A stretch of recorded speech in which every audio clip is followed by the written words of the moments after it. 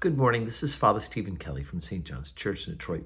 We're continuing our series of daily morning meditations where we generally look at one or another lessons that are assigned for morning or evening prayer, what is known as the daily office lectionary. I thought today for Friday, we take a look at the second lesson that's assigned for evening prayer from St. Matthew's Gospel, beginning chapter 8, beginning at the 28th verse.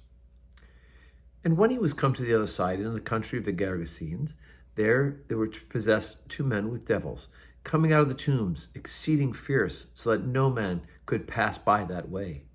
And behold, they cried out, saying, What have we to do with thee, Jesus, thou Son of God? Art thou come hither to torment us before the time? And there was a good way off from them a herd of many swine feeding. So the devils besought him, saying, If thou cast us out, suffer us to go away into the herd of swine. And he said unto them, Go.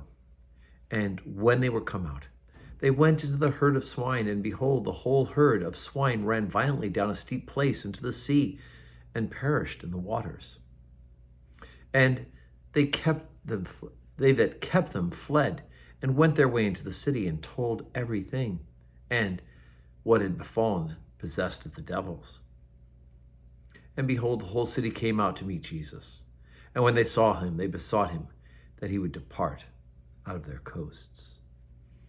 Okay, so here's Jesus in a section of the world which is not controlled by the Jewish people. How do we know that? Well, of course, we know historically this area, the Gergesenes, the countryside, that was not a Jewish area. But what makes us also know that this was not a regularly Jewish-controlled area was because there were swine there. Right? Pigs are unclean animals. You can't eat them. You can't keep them. You can't herd. You can't take care of them. You cannot have them. So the fact that there's a herd of swine there gives us this clue that this is what is happening here. And so this man is vexed with devils. He's with the old-fashioned word possessed. And because of that, Jesus, just the presence of Jesus, right? The demons know who he is, and they tremble. The demons know who Jesus Christ is. And they said, why have you come to torment us before the time? So there's obviously some sort of celestial calendar that they know that the end is coming for them.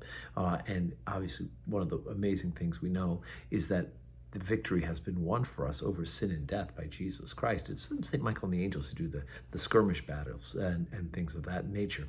But the actual victory has already been won for us by Jesus Christ.